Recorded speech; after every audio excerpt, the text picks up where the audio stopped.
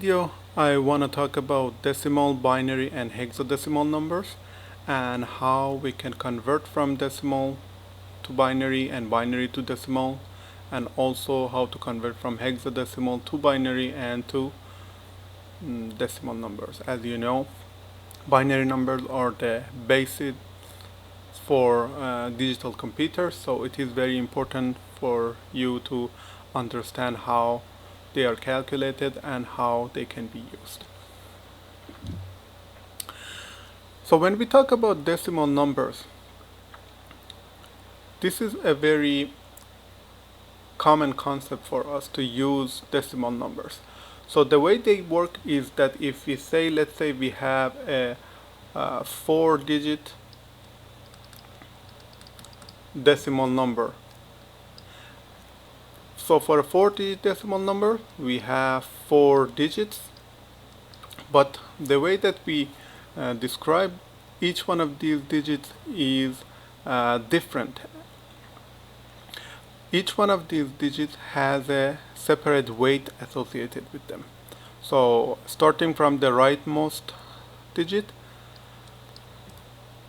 this one has a weight of 10 to the power 0 or 1. So for us, this is equivalent to 4, which is basically 4 multiplied by 10 to the power 0 or 4 multiplied by 1.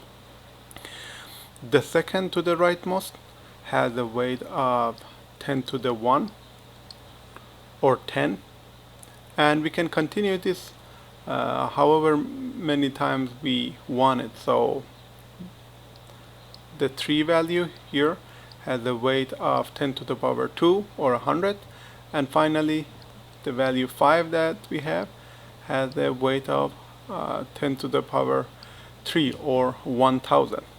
So if we want to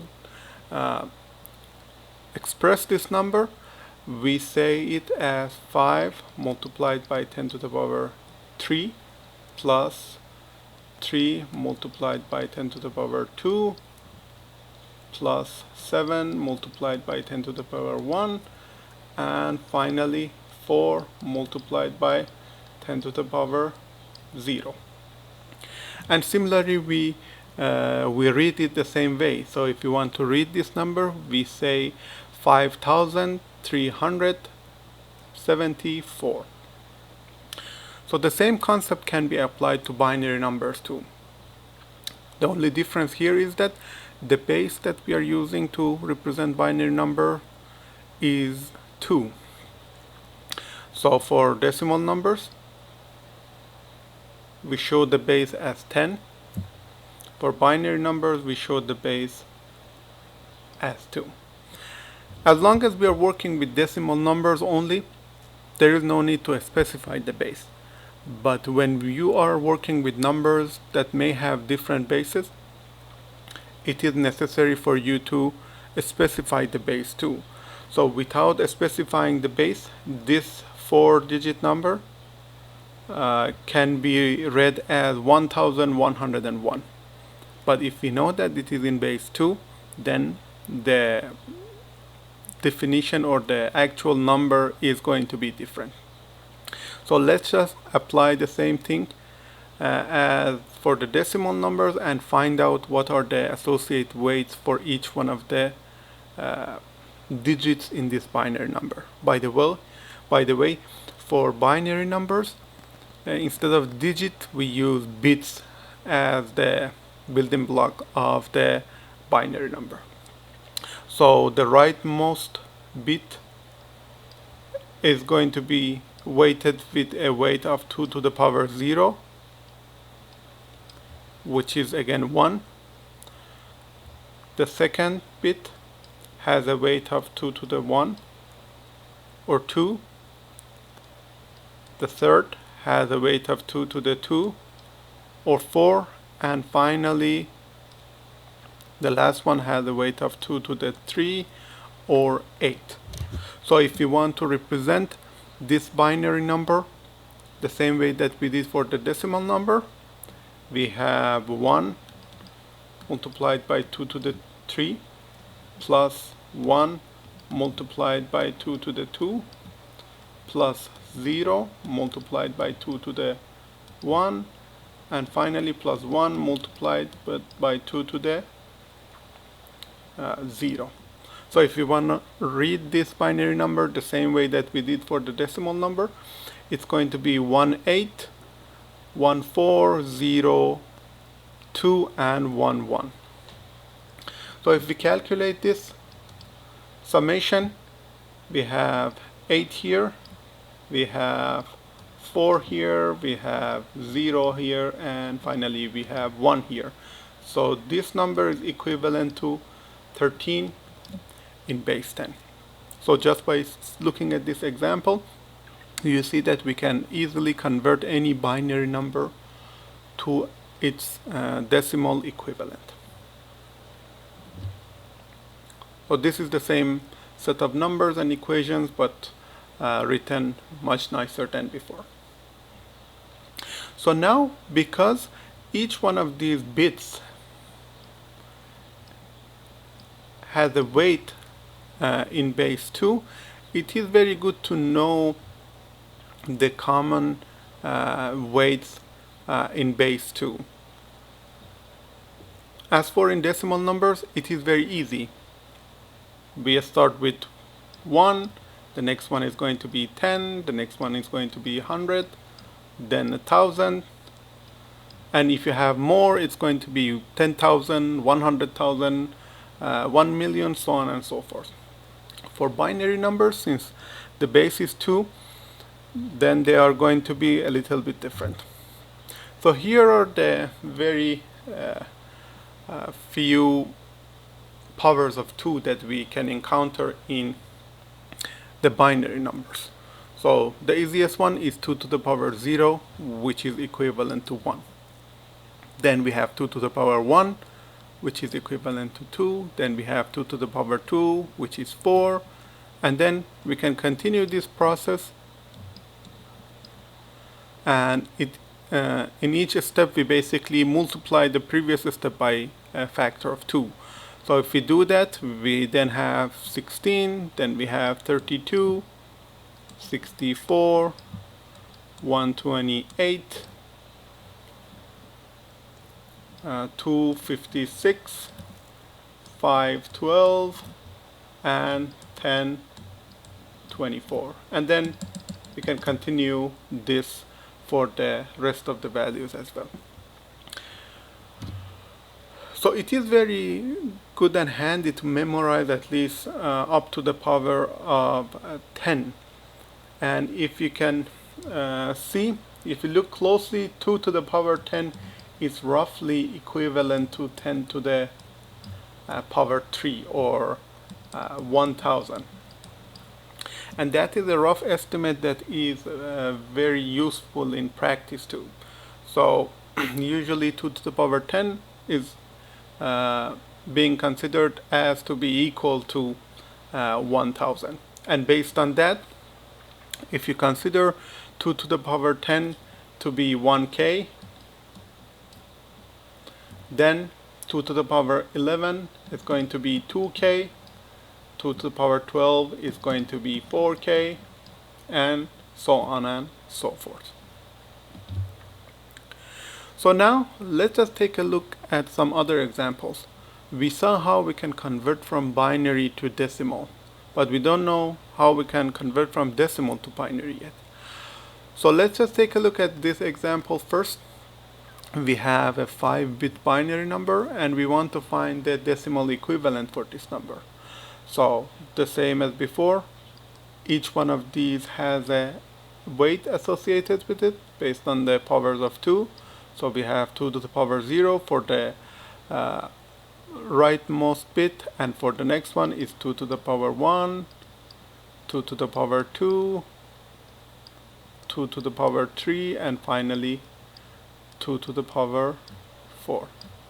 So if I want to convert this into decimal, let me just rewrite this here in base 2.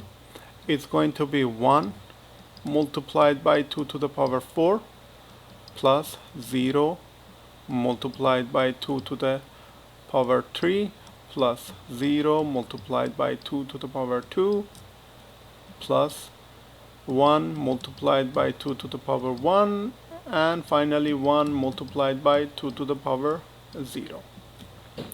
So 2 to the power 4 is 16, 2 to the power 3 is 8, 2 to the power 2 is 4, 2 to the power 1 is 2, and finally 2 to the power 0 is 1. So if we add all these, we have 16 plus 2 plus 1, or 19 in base 10.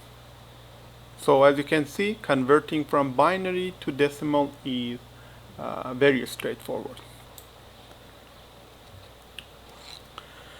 So now let's see how we can convert from decimal to binary. So here I will show you two different techniques to do this task. So here we want to convert 47, which is in base 10, to its binary equivalent. So before I do that, let me just quickly write down the first few powers of 2. So we have 2 to the 0, which is 1, 2 to the 1, which is 2, 2 to the 2, which is 4, 2 to the 3, which is 8, 2 to the 4, which is 16, 2 to the 5, which is 32, and 2 to the 6, which is 64. So now what we need to do is we need to see which one of these powers of 2 fits inside 47.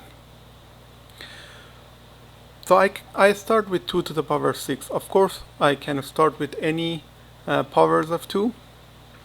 Let's say 2 to the 7, 2 to the 8, but I know that they don't fit in 47. So for the first one, we have 47 that we want to see if any of these powers of 2 would fit inside of it. So we start with the largest power of 2 that can fit 47.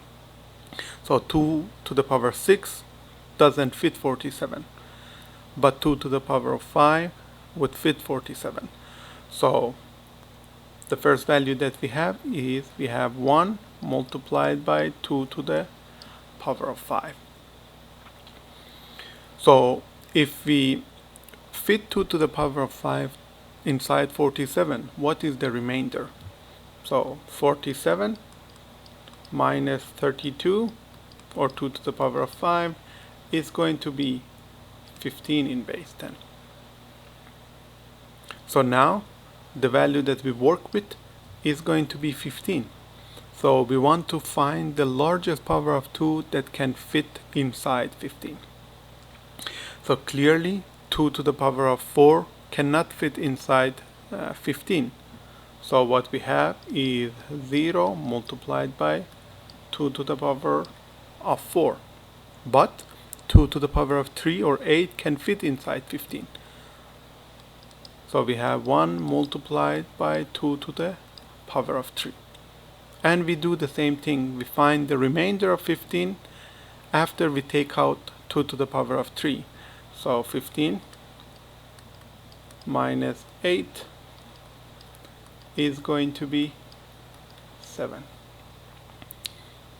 So now, what is the largest power of 2 that can fit inside 7? And the answer to that is 2 to the power of 2. So we have plus 1 multiplied by 2 to the power of 2. And we do the same.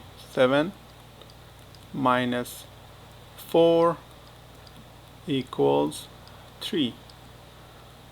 As you can see, I clearly mention the base, because as I said before, it is very important to specify the base, especially for the cases that we may have numbers that are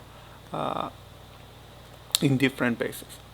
So now, what is the largest power of 2 that can fit inside 3? And the answer to that is 2 to the power of 1. So we have 1, 2 to the power of 1, and if I repeat this process again, we have 3 minus 1 minus 2 equals 1 in base 10. And then this means that we have 1 to the power of 0 that also can fit inside 1. So we have plus 1 multiplied by 2 to the power of 0. So you can double check and see if the result of this calculation equals 47. So we have 32 plus 8, which is 40, plus 4, which is 44, plus 2, which is 46, and finally plus 1, which is 47. So now that we have this, we can easily write the binary equivalent of 47. It's going to be 1, 0, 1, 1, 1 in base 2. So this was the first way that we can use to convert any decimal number into a binary equivalent. But as you can see, if we are working with larger and larger numbers, this task can be very tedious. So the second way that I will show you is much easier to do. So let's just take a look at one example here. So we want to convert 857 in base 10 to its binary equivalent. So the way we do it is called by doing continuous division. So the way it works is that we divide this number by 2, and at each state we calculate the result of this integer division, and also we find the remainder of the division. So let's just go step by step. So the first step is going to divide 857 by 2. If we do the division, the result of the division is 428 with the remainder of 1. And this is clearly observable because the last digit is an odd number. So we know that the result of the division, the remainder of the division, will be 1. So this is the result of the first step. We have the result of integer division and we have the remainder. So now what we do is that we repeat the process for the result of the integer division from the first step. So in step 2 we find the division of 428 by 2. And as you can see, this is an even number, so when you divide it by 2, you get a value of 214, and the remainder is going to be 0. And this process is going to be repeated for the third step too. So we have 214 divided by 2. The result is going to be 107, with the remainder being 0. Then we have 107 divided by 2. The result is going to be 53 with remainder of 1. Then 53 divided by 2. The result is 26 with the remainder of 1. Then 26 divided by 2. The result is going to be 13 with the remainder of 0. Then 13 divided by 2. The result is 6, remainder 1. 6 divided by 2. The result is 3, the remainder is 0. 3 divided by 2. The result is 1 with remainder 0. And finally the last step, 1 divided by 2. The result is 0 and the remainder is 1. So we continue this process until we get to the result of integer division to be 0. So now that we have this, converting from decimal to binary is done based on all the remainders that we have found during the process. So the first remainder, which is also called as the least significant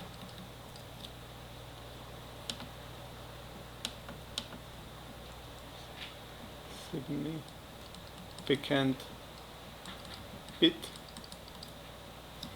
is basically the least significant bit of the binary equivalent. Then the next one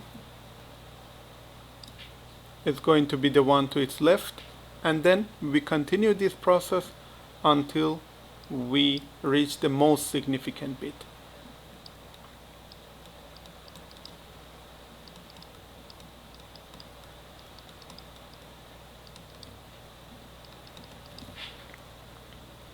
So by doing this process, we can convert any decimal number into its binary equivalent much easier than the previous technique that I discussed. The important thing that you need to keep in mind is the order at which you basically are producing these bits. So the first remainder is the least significant bit,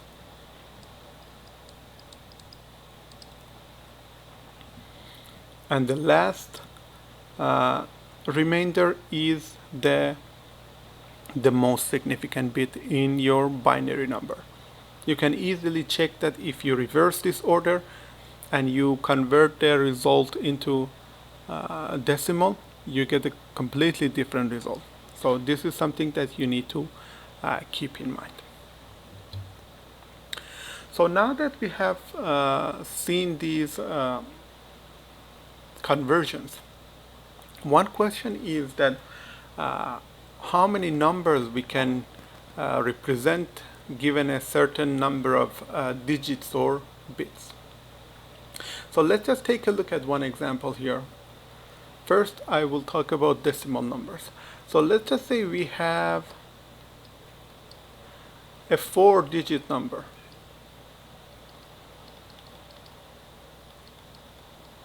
So we have a 4-digit number. So what is the number of values that can be represented using these 4 digits? So we can have 0, 0, 0, which is practically 0. We can have 0, 0, 0, 1. We can have 0, 0, 0, 2. We can have 0, 1, 0, 0, which is 100. Or we can have 1000, right?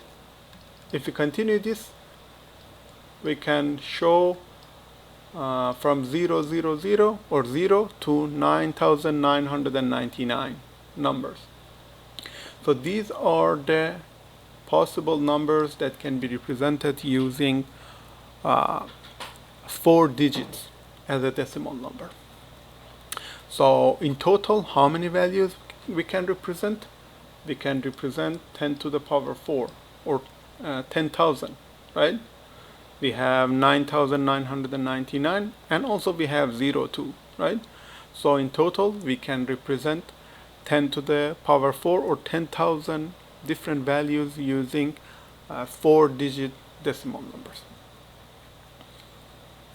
So what about the number of digits is n, not necessarily 4. So in that case, how many different values we can represent?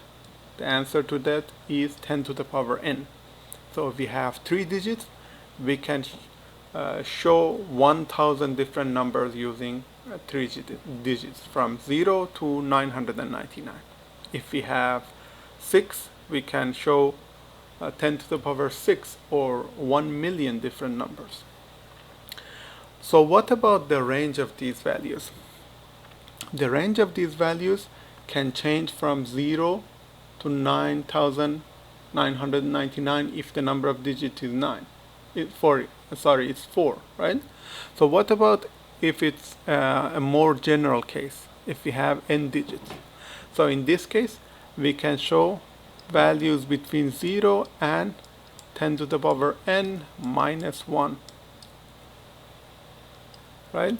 So the numbers that we can show using n digits can change between 0 and 10 to the power n minus 1.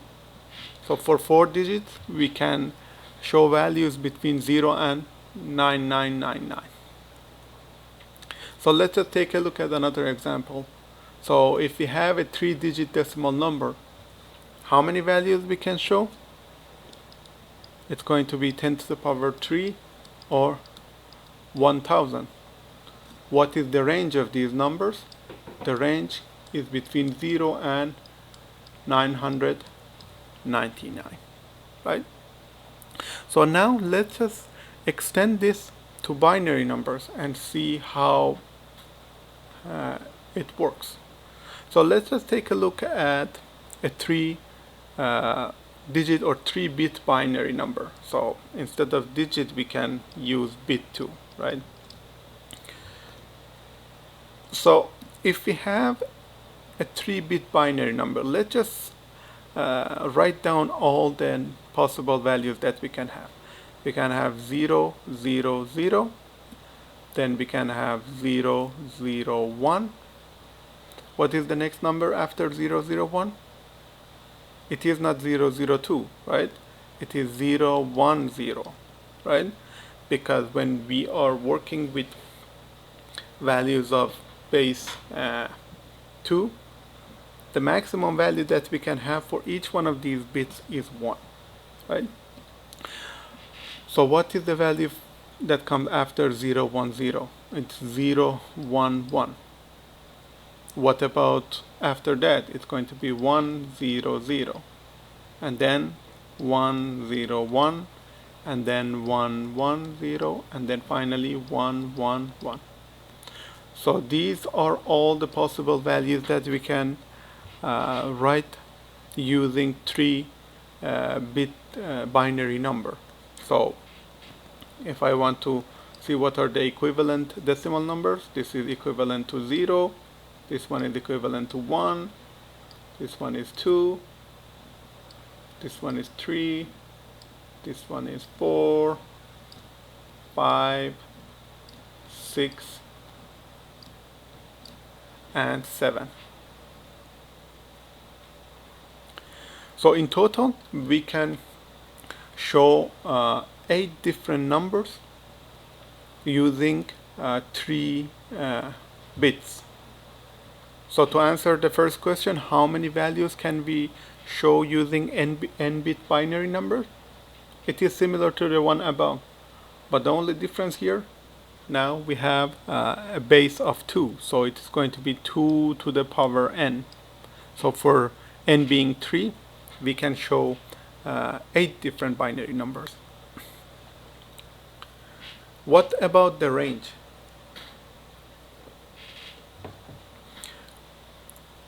So for binary numbers, let's just take a look at the range of the values that we can show using 3 bits and use it as an example.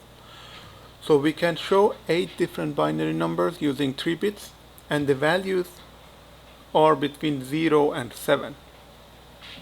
So based on that, the range of the values that can be shown using 8 n bits is going to be between 0 and 2 to the n minus 1. So this is going to be the range of the values that can be shown using n bits in a binary number. I highly suggest you take a piece of paper, you write down all these numbers, you do the conversions, so you better understand how these answers to these questions, the how many values and the range are calculated, right? And you can have more examples using, for example, instead of 3, let's try for 4, let's try for 5, right? Or even let's try for 2. So we can see how these general ideas that we have for the decimal numbers can be transferred to binary numbers.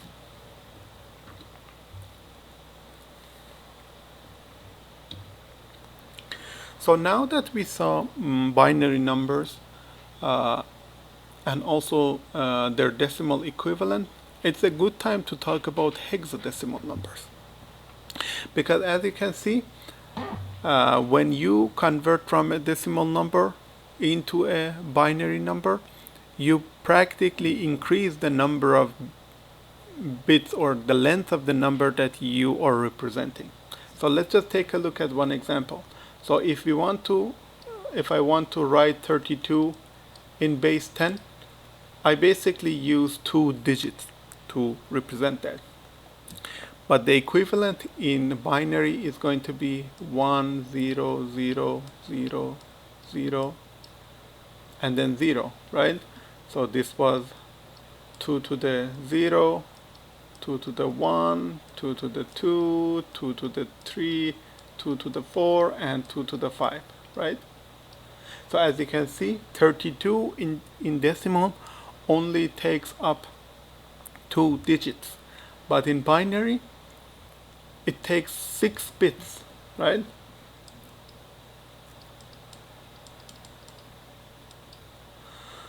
The same is true for other numbers too. So generally speaking, binary numbers are lengthier than decimal numbers.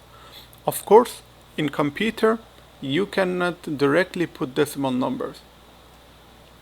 As we will see later on in the course, the building block of digital computers is binary numbers. So we have switches that can represent zeros or ones, right? But if you want to write these numbers on a piece of paper, it is better to have an equivalent version that gives you a shorter representation. So hexadecimal numbers are basically designed to do that. So hexadecimal numbers are numbers that are in base 16 instead of base 2, which is in binary numbers. So let's just see how they work. So when we are working with base 16, we have to consider some limitations. So what we have for decimal numbers is that for each one of these digits, we can show values from 0 to 9, right? But if we are working with hexadecimal numbers and the base is 16, that means that each hexadecimal digit can have a value between 0 and 15, right? So to avoid that, we introduce some letters that represent numbers that are larger than 9, right?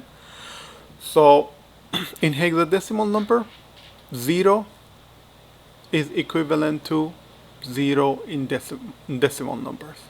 1 is equivalent to 1, 2 is equivalent to 2, 3 is equivalent to 3, all the way to 9, which is equivalent to 9 in the decimal numbers.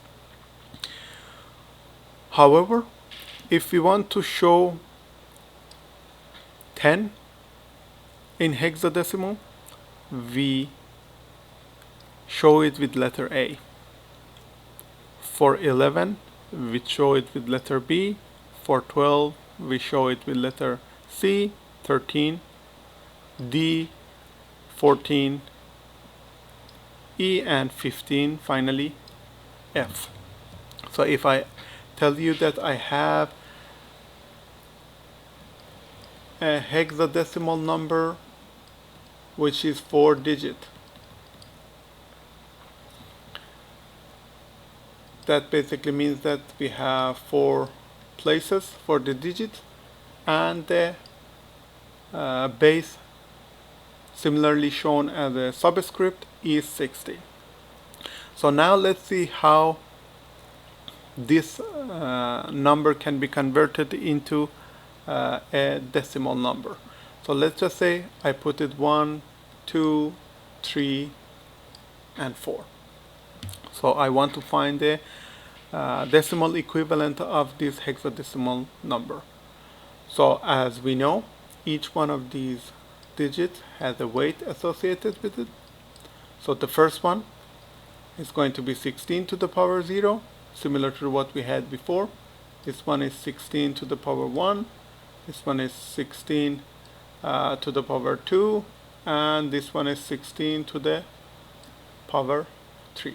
So if I want to find the decimal equivalent, I can simply write 1, 2, 3, 4 in base 16 equals 1 multiplied by 16 to the power 3 plus 2 multiplied by 16 to the power 2 plus 3 multiplied by 16 to the power 1, and finally 4 plus 16 to the power 0. Sorry, this one is multiply. And then when we do the calculation, we can find the decimal equivalent. So we saw how we can convert from hexadecimal to decimal. What about converting from decimal to hexadecimal? So a similar approach as we took for the conversion from decimal to binary, we can apply it here too. So let's just say I want to convert 54 in base 10 to its equivalent in base 16. Again, we can do continuous division. So 54 divided by 16, what is the value? It's going to be 2 multiplied by 16. It is 3 multiplied by 16. It's going to be 48. What is the remainder? 54 minus 48 is going to be 6. I repeat this one more time. 3 divided by 16. The integer division result is 0, and the remainder is going to be 3. So similar to what we had before, 54 in base 10 equals 36 in base 16. Again, you see the first remainder is considered as the least significant digit, and the last remainder is considered the most significant digit. So 54 in base 10 equals 36 in base 16. So as you can see, the conversion is pretty straightforward. So now let's see how hexadecimal numbers and binary numbers are connected. So 0 in hexadecimal can be shown as 0, 0, 0, 0. You might ask why I use 4 digits or 4 bits. You will get the answer in a minute. So what about 1? 1 is equivalent to 0, 0, 0, 1. 0, 0, 1, 0. That's 2. 0, 0, 1, 1. 0, 1, 0, 0. That's 4. 0, 1, 0, 1. 0, 1, 1, 0. 0, 1, 1, 1. So which is equivalent to 7. As you can see, the zeros to the left do not affect the value, because whatever weight that they have, the weight is going to be multiplied by 0. So it doesn't matter if you have 1 zeros to the left or 10 zeros to the left. It doesn't change the value at all. So now we have 8, which is equivalent to 1, 0, 0, 0, 9, 1, 0, 0, 1, 10, 1, 0, 1, 0, 11, 1, 0, 1, 1, 12, 1, 1, 0, 0, 13, 1, 1, 0, 1, 14, 1, 1, 1, 0, and finally 15, 1, 1, 1, 1. So as you can see, if we have 4 bits, we can represent all the values for a hexadecimal digit. So even if we can, even though we can use more than 4 bits to represent that, having 4 bits is completely enough, because as you can see, the hexadecimal digits can change between 0 and F, or in decimal equivalent they can change between 0 and 15, right? And if you remember from a previous slide, using 4 bits we can represent all the values between 0 and 15, right? So based on this, the binary equivalent of hexadecimal digits only requires 4 bits to be represented properly.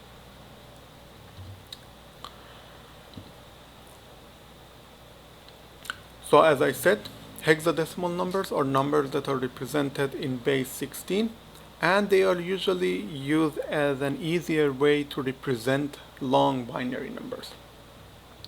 So now let's just take a look at more examples of how we can convert these numbers together. So let's just convert 4AF in base 16, which also can be written as 0x4AF. So 0x, you can say it's a signature for hexadecimal numbers.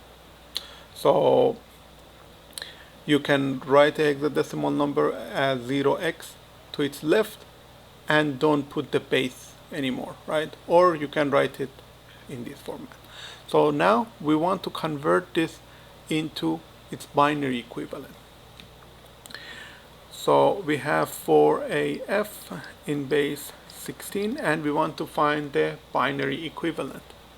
So as I said, each hexadecimal digit can be represented by 4 binary bits. So basically what I do is that since I have 3 digits in my hexadecimal number, I create 3 sections, each containing 4 bits to represent this hexadecimal number in binary. So what is the equivalent binary value for 4? If you remember, we had 2 to the 0, which was equivalent to 1, 2 to the 2, which was equivalent to 2, 2 to the 3, which was, this one is 1, 2 to the 2, which is equivalent to 4, right? So 2 to the 2 is equivalent to 4. So 0, 1, 0, 0 is the binary equivalent for 4. What about A? If you remember from the previous table, A in hexadecimal was equivalent to 10 in decimal and was equivalent to 1010 in binary. So based on this, we have 1010. And finally we have F,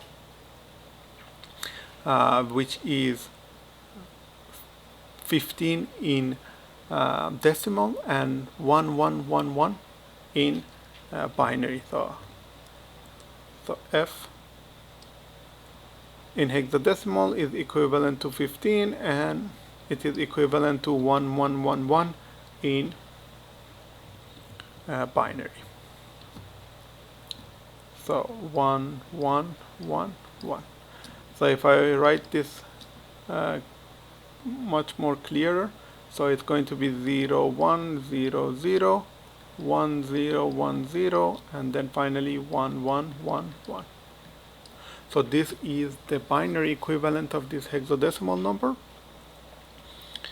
that can be written very easily using the previous table. Again, each hexadecimal number is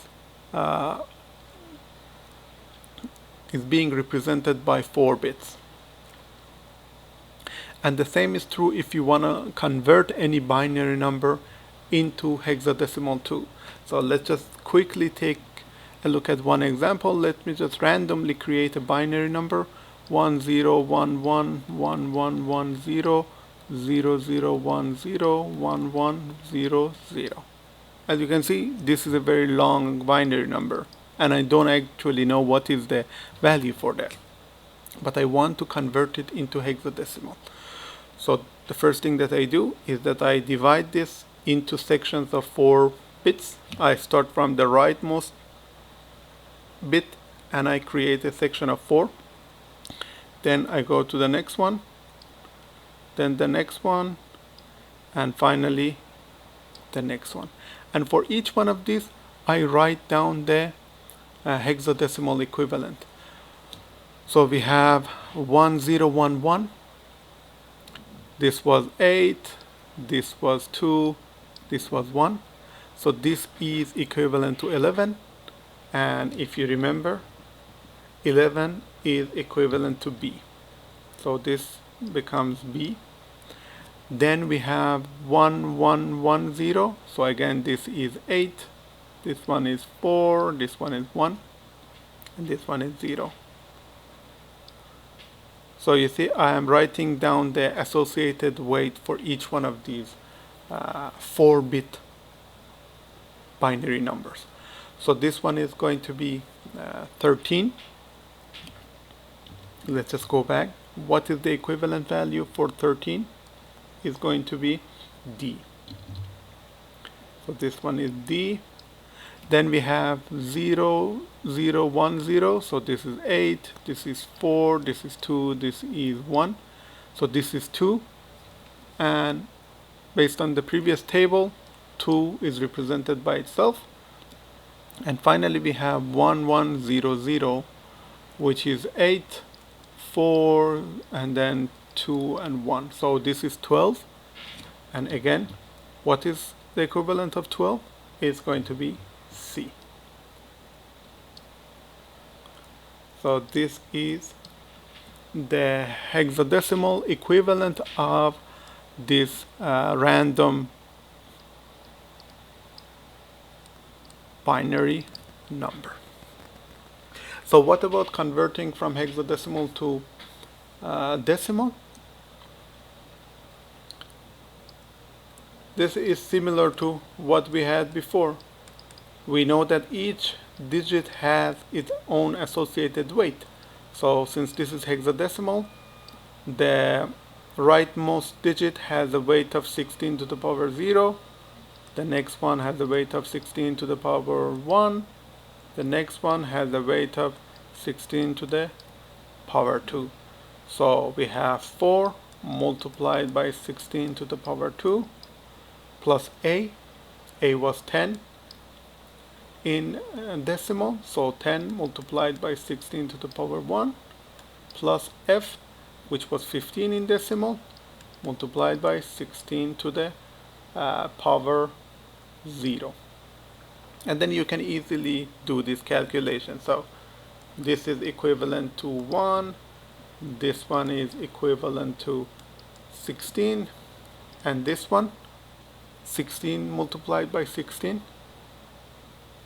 Let's just do a quick calculation. 16 equals 2 to the 4, right?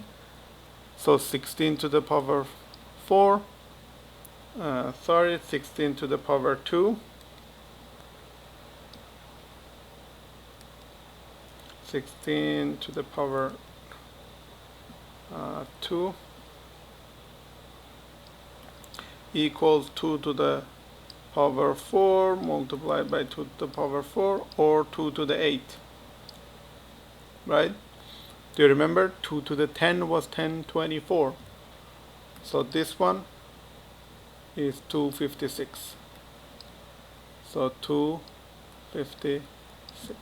And then you can do the calculation. And if you do the calculation, this is the equivalent value. So 1199 in base 10 is going to be the decimal equivalent of this hexadecimal number. So now that we have seen this, let's just quickly go over some introductory definitions for the binary numbers. The first thing is the definition of bits. In generally speaking, in numbers, each one of the values in numbers is called the digit. Usually in decimal numbers, they are called digits. In binary numbers, even though you can use digits, but the common term is called bits. So any location in any binary number is called a bit. The rightmost bit for any binary number is called the least significant bit, because if you remember, the weight associated with this is the smallest. It's 2 to the power 0 or 1. On the other hand, the leftmost bit in any binary number is the most significant bit because it has the highest weight associated with it. So if we start from the rightmost bit to the leftmost bit for this example, we have 2 to the 0, to the 1, 2, 3, 4, 5, 6, and 7. So this one has a weight of 2 to the 7. So because of that, this is the most significant bit, and this one is the least significant bit. When you group a bunch of bits together, if you have 8 bits, it's usually called a byte, and if you have 4 bits, it's usually called the nibble. So these are the two additional definitions that we have. Also for bytes, 2 hexadecimal digits create a byte as well.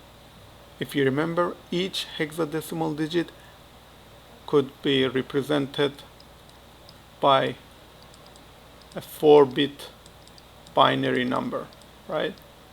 So you can say each hexadecimal digit is a nibble, because a nibble is 4 bits, and 2 hexadecimal digits is a byte, because a byte is 8 bits. And based on that, you can define the least significant byte and the most significant byte in any binary number too. Of course, for the numbers that we use here, they usually are not very long, but the least significant byte is the rightmost 8 bits of the binary number, and the most significant byte is the leftmost 8 bits. Of course, let's just say we have this random number here, and we want to find the most and least significant byte. So as I said, we count 8 bytes, and this is going to be the least significant byte. So this is the least significant byte. However, for the most significant byte, what you can do is that you need to divide this into bytes starting from the rightmost bit. So the next byte is going to be this part, and then the next byte, as you can see here, we have 1, 2, 3, 4, 5, 6, 7. So we add 1 0 here. So this is the most significant bit. Don't consider this to be the most significant bit. So for large powers of 2, it's always good to have an estimate of them. So 2 to the power 10 is usually called 1 kilo, and the reason for that is it can be approximated by 10 to the power 3. So even though the actual value is 1024, it is close enough to 10 to the power 3 that in practice it's usually called a kilo.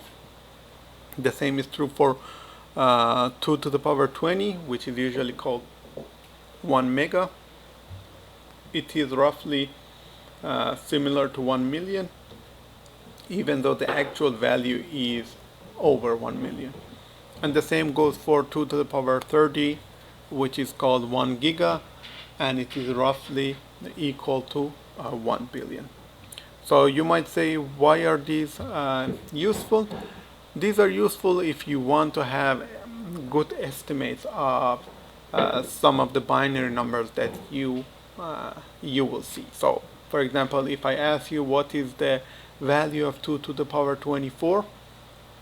If you want to do the actual calculation, it is probably cumbersome and you cannot do it probably without a calculator, right? But you can have a good estimate. So 2 to the power 24 equals 2 to the 4 multiplied by 2 to the 10 multiplied by 2 to the 10, right? So we know that this one is roughly equivalent to 1,000. This one also is equivalent to 1,000, and this one is 16, right? So you can roughly say this one is 16 million, right? Or 16 mega, right? Or for example, for the next example, how many values can a 32-bit variable represent? If you remember, in the general case, we had an n-bit variable. Now, if we want n to be 32, the number of values that a 32-bit variable can represent is 2 to the power 32. So again, this is going to be 2 to the power 2 multiplied by 2 to the power 10 multiplied by 2 to the power 10 multiplied by 2 to the power 10, which is equal to 4 multiplied by 1 billion, right? Or yeah, roughly 4 giga. So this is why estimating powers of 2 is useful. It is an easier way to estimate and represent very large values without doing the actual calculations. So in this video, we saw binary numbers, we saw hexadecimal numbers, we saw how we can convert binary numbers to decimal or decimal to binary. We saw how we can do the conversion from binary to hexadecimal or hexadecimal to binary conversion. And we also saw what is the range of the values that can be represented using certain number of bits or digits in a number.